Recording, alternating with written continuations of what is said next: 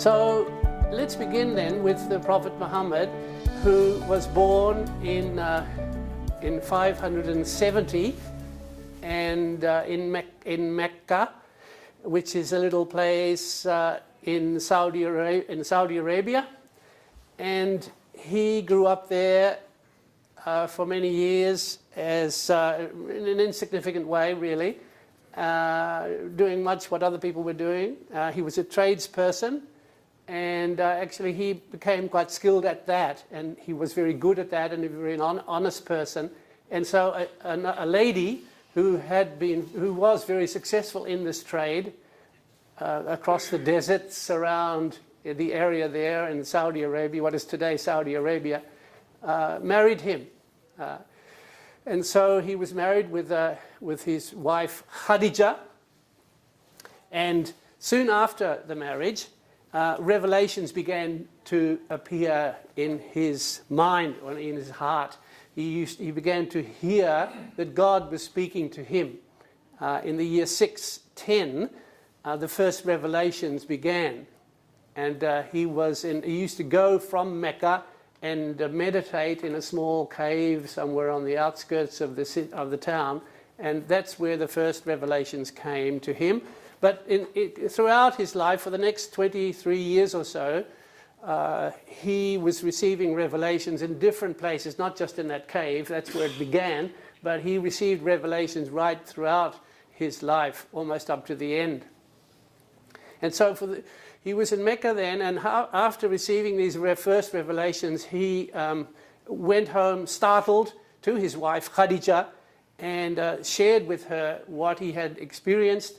And she was the one who comforted him, because he was sort of very doubtful and even fearful that maybe Satan was working or the evil spirit was working. And talking with his wife, he concluded, no, this is from God, and that God wanted him to communicate this message.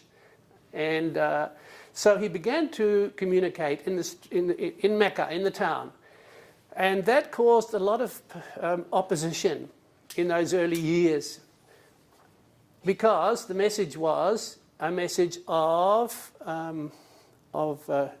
conversion from, not just from one religion to another, but conversion from immoral practices.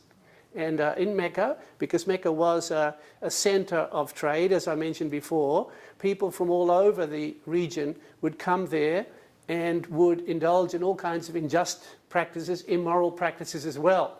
And he began to preach against these practices, and would say that, beware, there is a day of accountability coming, and you will be held accountable for what you do.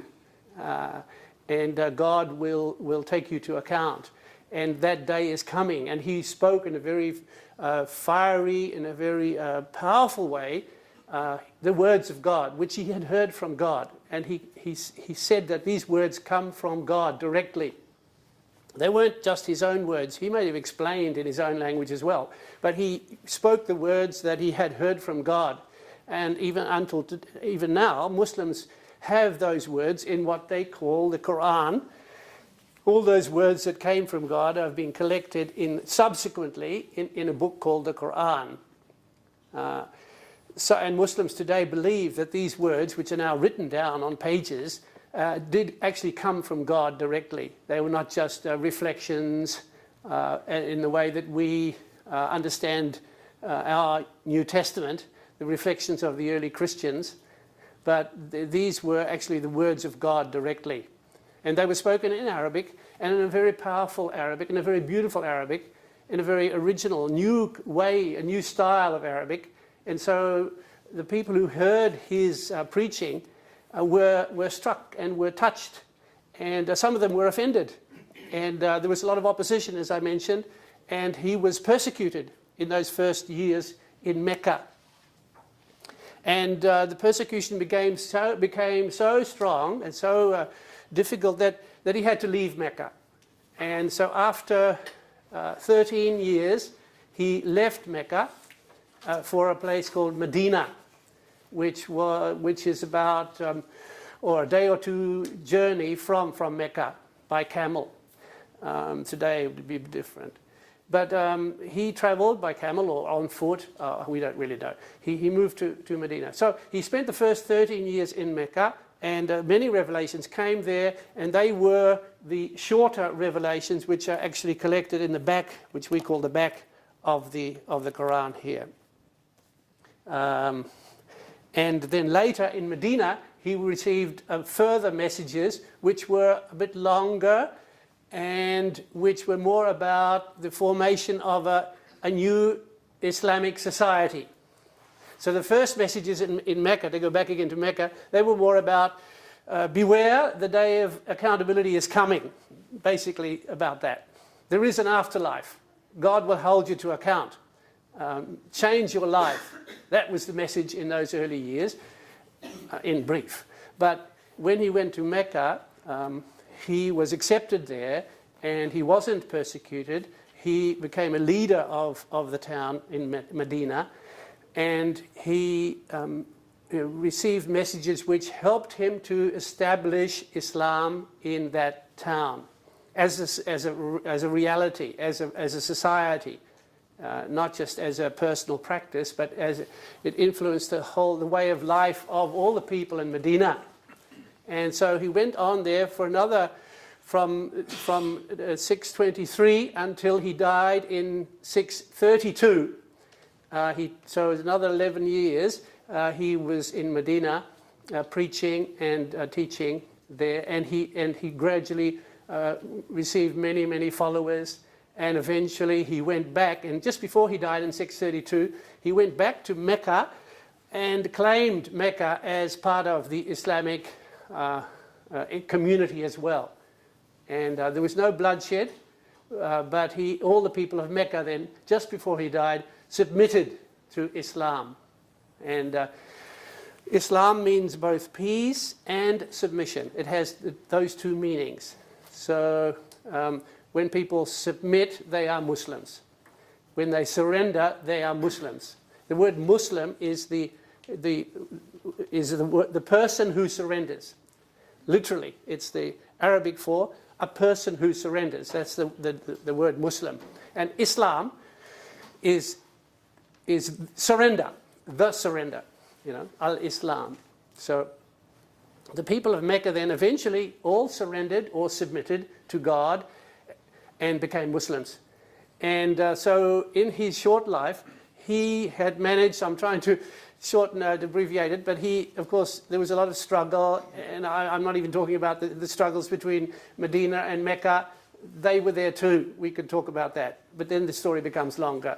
But there were struggles. I mean, the people of Mecca didn't immediately submit. They fought, and they tried to, they continued their persecution. And Muhammad in Medina had to defend himself. And there were battles, or skirmishes at least, a couple of times, and so forth. So there's a long story there. And eventually, though, as I said before he died, he went back to Mecca, and all the people submitted to him and to Islam, to God. And so then when he died in 632, his successor was Abu Bakr, who was the first caliph. Caliph means successor, basically. It just means successor. And the first one, he was elected by the people, Abu Bakr. And he only was a caliph just for not so very long, but he was the first, and then there was a second one called Umar, and then there's a third one, Uthman, and then the last of the four first successors, the four first who were the special, if you like, they're considered to be the special, rightly guided caliphs, the first four. The last one was Ali, who was the son-in-law of Muhammad. And Ali, the Shia people say that Ali should have been the first caliph because he was the son-in-law of Muhammad. And the Shias believe that the power or the charism of Muhammad was continued down through his family, through his descendants, and not just by election. And that's one of the basic differences between the Sunnis who elect the caliph and the Shia who say that the caliph or the leader should be a descendant of the family, should belong to the family of Muhammad. And they still believe that. And that's one of the main tensions between these two groups within Islam. Okay, so the first 4 caliphs then, they followed one after another for a period of about 15 years. And in that time, the Quran was codified and became a book. So in that period of time, during the life of those first 4 caliphs, this oral message, which had been an oral message to Muhammad, and the way he passed it on was also in an oral way, so people remembered. They didn't write it down immediately. But then after Muhammad died, during the lives of those first 4 caliphs, they decided to write it down, and it became the Quran. Okay, so then you've got, after the first 4 caliphs had passed away, then a dynasty develops called the Umayyad dynasty, and that dynasty of caliphs lasted for about 100 years, and that dynasty spread right around the shores of the eastern Mediterranean Sea, and even right around to Gibraltar, and crossed over into Spain. And then after 100 years, that dynasty continued to live in Spain for some more time, but in the heartland, if you like, around what is now Saudi Arabia and the shores of the Mediterranean, that became a different dynasty came into power there, called the Abbasid dynasty. And during the Abbasid dynasty, Muslims would say now that was the golden period of Islam. During that Abbasid dynasty, the golden period of Islam, because for various reasons. Because I suppose mainly because there was a great development. They conquered, use a modern word. They expanded, and Islam moved right across Central Asia, right across into India in those early years, and right across Persia into India. So that was one reason. It was a golden period of expansion and success, and that was partly due to the fact that many Christians who were living around in those areas were happy that the Muslims had come to free them, to liberate them from the Byzantine oppression, and give them a new way of life. The Byzantines were oppressive in their taxation system, and so actually the Christians welcomed them. But there are many stories about that too, and some areas Christians were second-class citizens under the Muslim rule. You have to admit that too. They were called the dhimmi. The dhimmi is the word that's in the Quran itself, and it's in the law of Islam. And in those early years, the Christians were respected and tolerated, but as a kind of a second-class citizen, if you like, or a minority, and they were the minority eventually. And they had to pay a certain tax, and in that way they would be protected. They would be free of military engagement. They would be free of military, service. The Muslims had to do all the military service, but the Christians would be protected if they paid that tax, the jizya tax. So there are different stories of great tolerance and great cooperation between Muslims and Christians in those early hundreds of years. But there's also some stories of oppression and as I say, considering the Christians to be second-class citizens. The great time also in those first hundreds of years in Spain, the Muslims and the Christians and the Jews lived together in harmony. And there was a great development of knowledge and exchange of knowledge and information and research and scholarship in Spain. Also, that's the Umayyad dynasty over there in Spain. But back here in the heartland, as I said, around the coast of the Mediterranean and through into Central Asia, we have the Abbasid, and they also developed a great desire for knowledge. And they translated the texts of the Greek philosophers into Arabic, from Greek into Arabic in those early years. And there were special translators appointed to do that. And Christians who had not converted to Islam, but who remained Christian, but living in the Muslim lands under Islam, were paid to translate, because some of those Christians were great scholars. And they were respected, and their knowledge was listened to. And these texts translate of of the Greek philosophy, which had been translated into Arabic, eventually came down through Spain, around to Spain, and influenced enormously the development of philosophy in the Western world. I mean, the West knows about Aristotle and Plato and many other Greek philosophers through the Arabic translations of their works. So in other words, through the Muslim civilization, the West has came into contact with Greek philosophy. Thomas Aquinas, for instance, received the philosophy of Aristotle through the hands of the Muslims. Because after these Greek texts were translated into Arabic, they were translated then in the West into Latin, which was the language of the Western countries. So Thomas would have read Aristotle in Latin, maybe also in Greek. Maybe he eventually also learned Greek, maybe, who knows. But that's a great story in itself. So they were those first hundreds of years then. And then the Muslims experienced an invasion from Central Asia, the Mongol invasion. The Mongols came down from the steppes of Central Asia and started to overcome the Islamic civilization, which had established itself in various towns, Damascus and Baghdad and so forth, around the Arabian area, so central Middle Eastern area. And these Mongols, they did a lot of damage. They burnt a lot of books and libraries, and they caused an enormous amount of upheaval.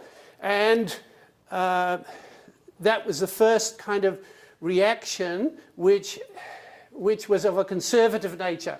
And there's a person called Ibn Taymiyyah, who was a great scholar and who died in 1228. And it was a bit later, 1328, that's right, 1328 he died. And he was sort of wrote and taught in a way which closed, if you might say, closed the Muslim world to further discovery or further development of knowledge, because he felt that these Mongol hordes had destroyed so much of their heritage that they had to hold on to or preserve what they had. And so Ibn Taymiyyah and other scholars became what we would say conservative, and their thinking became rather rigid. And that also was reflected in other scholars later on for various reasons. For instance, the next great challenge which the Islamic civilization experienced was the Western invasion, if you like, the Western colonialization. And that also caused another conservative reaction. The Muslims tried to preserve and hold on to what they had, because the Westerners came in around the Cape of Good Hope, this South Africa there, and when in 1492, the first Portuguese came around that coast in their boats, in their ships, and started to dominate the Indian Ocean, where the Muslims were doing trade and exchanging knowledge and information.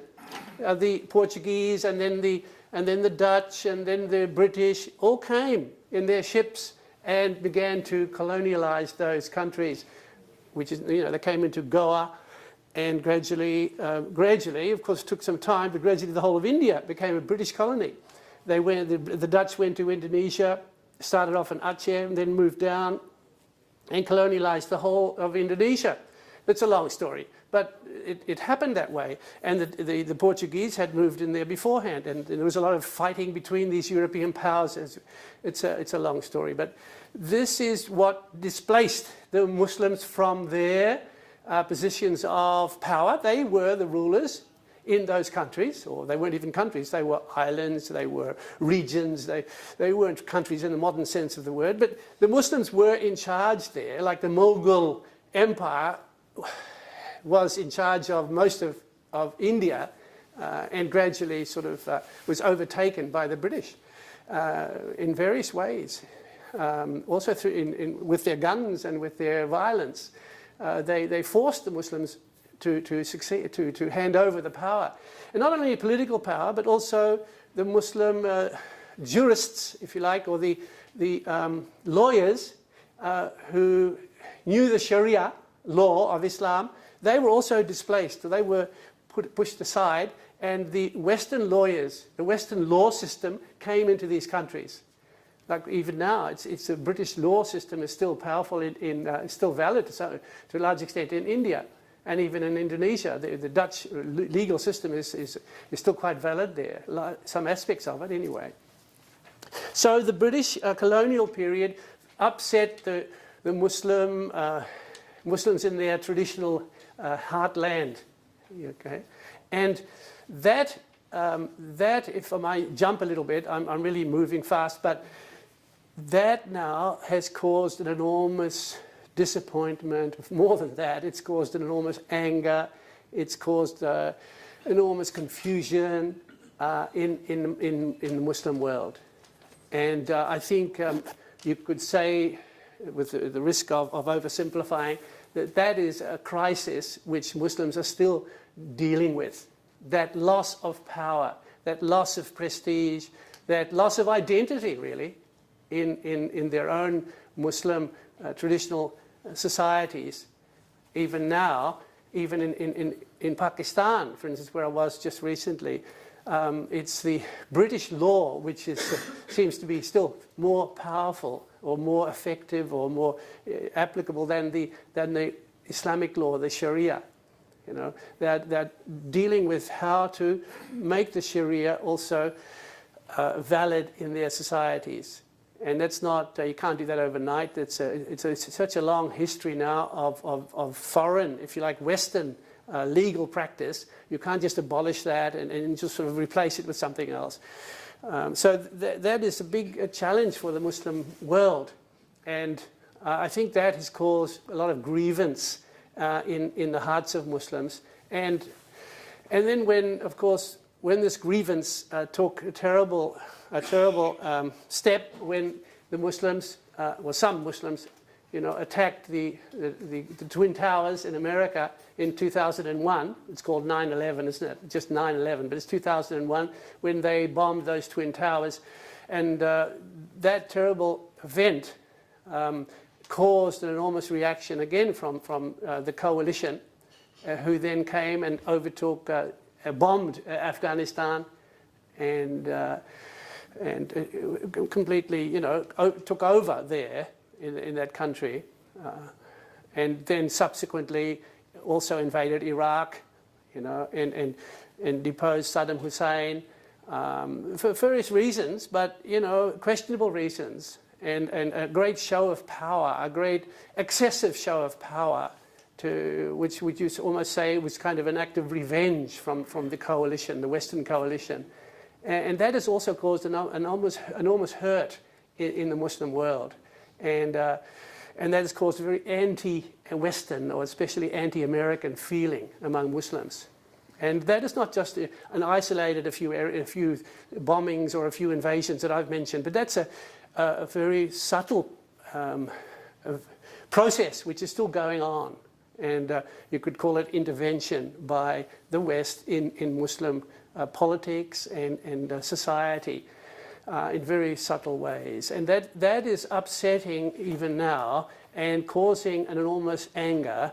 And I think that is, to some extent, explains the terrorism that we're seeing in the world today. It doesn't justify it, but it explains it. Where is it coming from? It's coming from that anger. It's not coming from the religion of Islam, as I said right at the beginning. Islam is not it's not a terrorist religion. No, I firmly believe it is not. But Muslims, because of this, because of the intervention of the West, are sort of fighting back, actually fighting for their identity, if you like, trying to find who they really are in the modern world. And they're very unfortunate developments, and we can't, of course, accept what's going on. But I think that is what's happening. And I've gone very fast, and I've sort of moved over a few important reformers in the meantime that I was going to talk about, but I've jumped over them. Somehow, we'll say the Holy Spirit has taken me here to this point. I don't know why. I was going to talk about Maududi in Pakistan, the reformer there, and I was also going to talk about other people like Wahhab and so forth. Maybe in the questions that will come up, and I'll be able to say a bit more about these other reformers who were reacting against this Western invasion during the colonial time. Some Muslim reformers tried to rectify, they thought, were the faults of Islam, and they became, again, very rigid and formalistic in their advice to the Muslim world, a bit like Ibn Taymiyyah, whom I mentioned right at the beginning, in reaction to the Mongol invasion, who became very conservative. We had further reformers in the history of Islam in Pakistan, India, in Egypt, who also, in Arabia itself, who were very conservative and who held on to the external practices of Islam, and really forgot the mystical dimension, the Sufi dimension, and that is a great loss in the Islamic world. Although the Sufis are still very strong. I mean, even in Pakistan, you'll be surprised that the Sufi influence is enormous there. But still, it's kind of a fight between the legalists, if you like, the exoteric dimension of Islam and the esoteric dimension of Islam. There's a great struggle there too, which is probably healthy in some ways. But there are also a modern reformer, and his name is Tahirul Qadri, and he's written a book here which is fatwa. Fatwa means a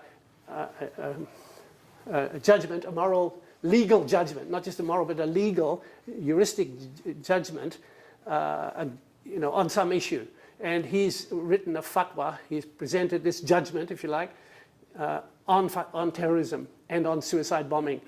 And he shows, in this big, thick book, he shows that that terrorism and suicide bombing is totally against Islam. It can never be accepted by Islam. Lumping both Islam and terrorism together has led only to negative consequences. The Western mind conjures up images of terrorism and extremism at the merest mention of the word Islam. This, in turn, leaves Western-bred and educated Muslim youth in a most difficult position. In fact, the present generation of young Muslims all over the Islamic world is falling victim to intellectual confusion and deterioration in the practical fields and in the domain of belief and religious tenets. So isn't that the nub of the problem? Right, okay. You have this gentleman, yes, who is preaching that, but then you go into a village in Pakistan, which I've been to, and in Indonesia. They've never heard of this gentleman, I'm sure. No. But they have heard of a person who has put themselves up as an interpreter of the Quran. And they say, this is, we have to engage militarily, if you like, the Western infidel. We don't have enough of it. Islam doesn't appear to have enough of these gentlemen together, like, say, I'll say like the Pope, who has the Curia. I don't see anything like that at this point in time within Islam, because you've just said that Shia and Sunni can be at one another's throats as well, and in interpretation. Yes, so it does seem to be interpretation of the Quran that draws these people who are seeking power. Very much, I think you're right. I think interpretation of the Quran is a key issue. And I think the so-called terrorists and suicide bombers, they are interpreting verses from the Quran in a very literal way, in a very literal way. For instance, there's a verse here in the Quran which says, "Fight in God's cause against those who fight you, but do not overstep the limits. God does not love those who overstep the limits. Kill them wherever you encounter them, and drive them out from where they drove you out. For persecution is more serious than killing. Do not fight them in the sacred mosque unless they fight you there. If they fight you, kill them. This is what such disbelievers deserve. But if they stop, then God is most forgiving and merciful. It goes on like that. See, that kind of verse can provoke people very easily, but it needs to be contextualized. You know, any verse or any text needs to be contextualized, and that's what these suicide bombers don't do or cannot do or are prevented from doing for various reasons. They don't see that context. They haven't been opened to to an education which enables them to understand that this verse was revealed at a certain time and place when there was real fighting between Muslims around the sacred Kaaba, and this verse is about that place and not about Afghanistan or about any other place. And you can't just apply that then to something else. But so it is a question of interpretation. I agree. Interpretation, but in the Bible there's no such word as kill another fellow human. So why is it that you have to be able to interpret the Quran in a different way? Well, because it's a different text. Why do you have to interpret the Quran in a different way from the Bible? Because they're different texts. And you can't just say, oh, the Bible doesn't say it, so the Quran can't say it. Why not? Why not? Well, it does say it. I'm not saying it can't say it. But it doesn't say it. But yes. From one point of view, there is no word to kill your neighbour in one book. Yes, yes. And in another book, yes. It's saying that you must kill someone who's opposing you. In a special environment. In what you're interpreting as a special way. Yes. But what says that we have to interpret it that way? These people that are reading the Quran might not do that. Muslim scholars are doing that. This is not my interpretation, by the way. I haven't been able to say that. But what I'm saying about that verse is in the footnotes of this book.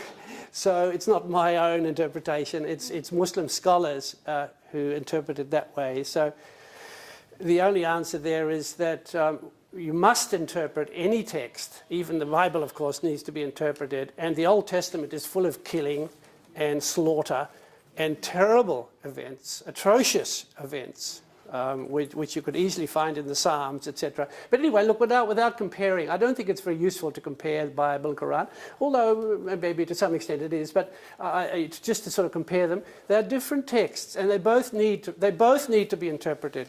I mean, those terrible texts of the Psalms and the Old Testament also need interpretation. You can't just apply that today, and nobody does. So we've learned to deal with them. And I think you're correct that the Muslim approach to the Quran is more like the Protestant position, if you want to make a comparison. It's more like that. I'm not saying it's the same at all, but I'm saying it's more like that. Because they don't have a central authority, like the Catholic Church has a central hierarchy. They do not have that.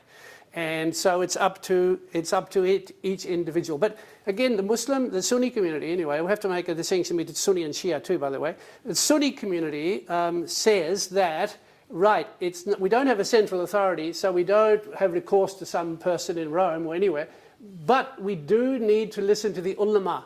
The ulama are the scholars.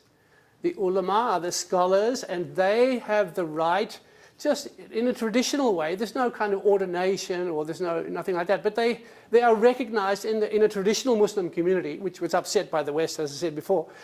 But in a traditional, stable Muslim community, the ulama are greatly respected, and they are listened to, and their views on the Quran are the views that are accepted by the majority of people. That's the Sunni group. Now the Shia, they have a different approach.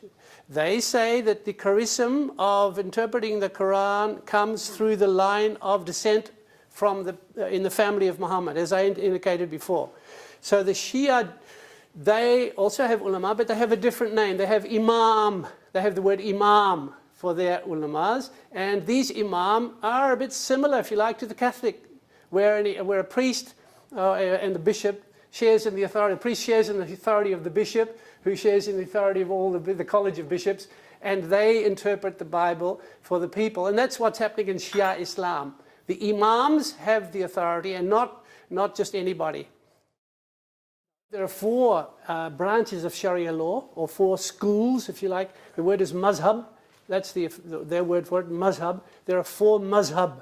In other words, 4 interpretations of the Sharia. And they're all acceptable. They're all sort of valid.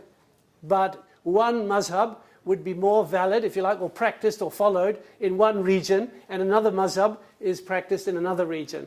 So there are slight differences in the Muslim world based on this. Is traditional mainstream Islam.